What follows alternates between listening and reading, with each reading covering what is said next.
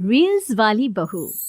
प्रज्ञा को रील्स बनाने का बड़ा ही क्रेज है और वो दिन भर रील्स बनाती रहती है। खाते पीते घूमते फिरते घर में कॉलेज में रील्स बनाने के कारण प्रज्ञा पूरे कॉलेज में हाईलाइटेड है। जहां उसकी रील्स सभी को पसंद आते हैं, वहीं मनीषा चिंता में डूबी रहती है। एक रोज जब खाते हुए प्रज्ञा रील्स बना रही होती है, तब मनीषा कहती है, 1 मिनट भी चैन नहीं है इस लड़की को। ये नहीं कि खाना तो आराम से खा ले, लेकिन नहीं, अरे थोड़ी देर रील्स नहीं बनाओगी तो आसमान नहीं टूट पड़ेगा। अरे मम्मी, इसी को तो कहते हैं डिटर्मिनेशन। तुम नहीं समझोगी ये सब। भगवान, इस लड़की को सद्बुद्धि दे। जब देखो तब टेढ़ा बाका मुंह बनाती रहती है।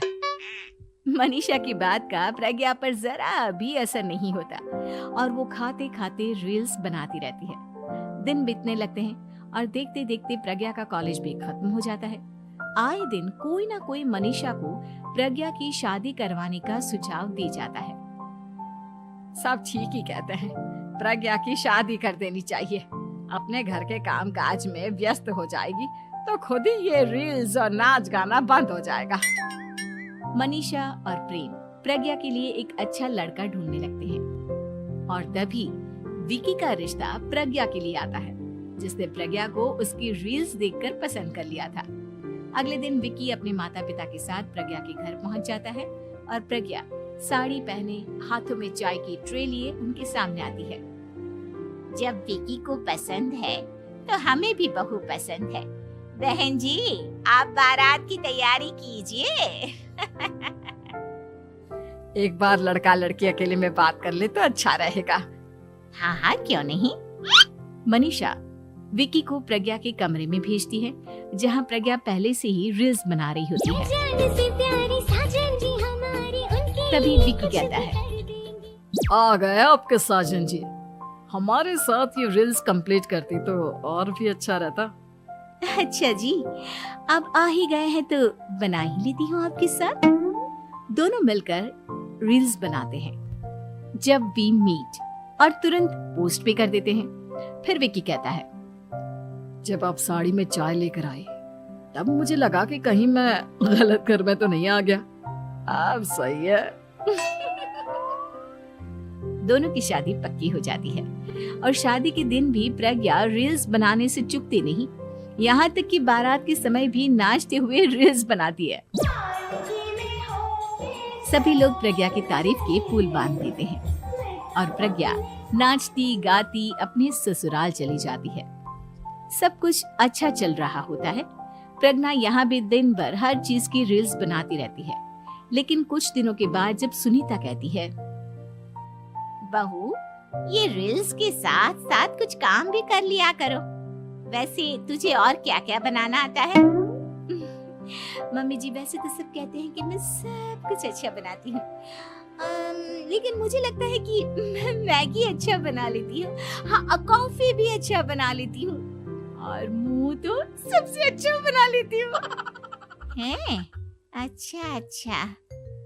सुनीता अपना माथा पकड़ लेती है और कहती है, बहू, कुछ खाना बनाना भी सीख लेती।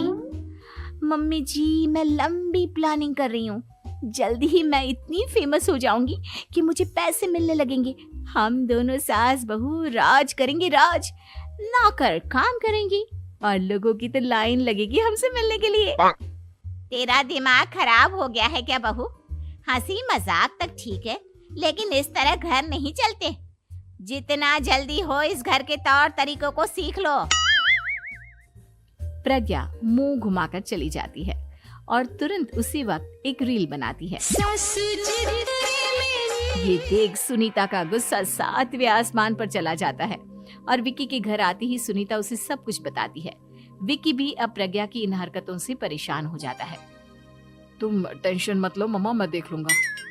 विकी कमरे में जाता है तो देखता है कि प्रज्ञा रील्स बना रही है। विकी बड़े ही प्यार से प्रज्ञा से कहता है, प्रज्ञा, इन सब के लिए मैं तुम्हें मना नहीं कर रहा हूँ, लेकिन फिर भी हर वक्त तो ये अच्छा नहीं लगता ना। समझने की कोशिश करो, मुझे भी तुम्हारा थोड़ा वक्त चाहिए। मैं जब ऑफिस से आता हूँ तो मुझे समय देने की जगह इसी में लगी रहती है। तुम ज्यादा ही सोच रहे हो। तुम भी मेरे साथ रील्स बनाओ ना, तुम्हें भी बहुत अच्छा लगेगा। तुम्हें इज्जत से कोई बात समझ में नहीं आती क्या? दिमाग खराब हो गया है तुम्हारा इस चकाचौंध से। अगर तुमने अपना रवैया नहीं बदला तो मैं तुमसे दूर चला जाऊंगा। तुम ही रिश्ता लेकर आए थे, मुझे लड़कों की कमी नहीं थी और ना आज है। विकी दरवाजा पटक कर चला जाता है। धीरे धीरे विकी प्रज्ञा से दूर होता जाता है। आओ ना, तुम्हें भी बहुत अच्छा लगेगा। तुम्हें इज्जत से कोई बात समझ में नहीं आती क्या? दिमाग खराब हो गया है तुम्हारा इस चकाचौंध से। अगर तुमने अपना रवैया नहीं बदला तो मैं तुमसे दूर चला जाऊंगा। तुम ही रिश्ता लेकर आए थे, मुझे लड़कों की कमी नहीं थी और ना आज है। विकी दरवाजा पटक कर चला जाता है। धीरे धीरे विकी प्रज्ञा से दूर होता जाता है। तो अभी तक नहीं उतरा क्या? बहन जी आप कुछ कहती नहीं क्या इसे? जब आप ही कुछ नहीं कर पाई तो मैं कर ही क्या सकती हूँ। सास तो वैसी ही बदनाम है। शाम को घर की लाइट चली जाती है और मनीषा प्रज्ञा से कहती है, मेरे घुटनों में बहुत दर्द हो रहा है, तू लाइट का कुछ इंतजाम करना बेटा। अच्छा कैंडल जला देती हूँ मम्मा। प्रज्ञा गाते हुए कैंडल जलाती है और खिड़की के पर्दे के पास रख देती है। मनीषा जिसे बहुत दर्द हो रहा है वो सो जाती है और प्रज्ञा हमेशा की तरह अपने रील्स में लग जाती है। उधर कैंडल की वजह से पर्दा आग पकड़ लेता है और मनीषा के कमरे में आग लग जाती है। बचाओ, कोई है बचाओ। सभी भागते हैं और विकी कमरे की आग बुझाने में लग जाता है, लेकिन तब तक मनीषा आधी जल चुकी थी। मनीषा की हालत देख प्रज्ञा रोने लगती है। विकी मनीषा को तुरंत हॉस्पिटल ले जाता है और उसे एडमिट कराता है। विकी प्रज्ञा से कहता है, देख लिया ना, तुम्हारे इस नाच गाने की वजह से आज तुम्हारी माँ की जान जाते जाते रह गई। अब पता नहीं तुम और क्या चाहती हो। उधर डॉक्टर कहते हैं, इनकी हालत बहुत नाजुक है, आधे से ज्यादा जल चुकी है। प्रज्ञा रोती हुई मंदिर में जाती है और भगवान के आगे जाकर कहती है, भगवान मेरी माँ को ठीक कर दो, मैं कसम खाती हूँ हाथ से ये रील्स बनाना छोड़ दूंगी, बस मुझे मेरी माँ वापस मिल जाए। 2 दिन बीत जाते हैं और मनीषा खतरे से बाहर आ जाती है। पेशेंट अब ठीक है, आप लोग उनसे मिल सकते हो। सब कोई मनीषा से मिलता है और प्रज्ञा सबके सामने अपना फोन तोड़ देती है। मुझे माफ कर दो मम्मा, मैंने तुम लोगों की बातों को नजरअंदाज किया।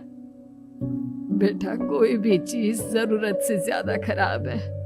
मैंने तुम्हें रील्स बनाने से कभी मना नहीं किया, लेकिन हर वक्त एक ही चीज तो सही नहीं है। मैं समझ गई हूँ मम्मा, आई एम सॉरी। प्रज्ञा उस दिन से रील्स बनाना छोड़ देती है और पूरी तरह से अपने घर में लग जाती है।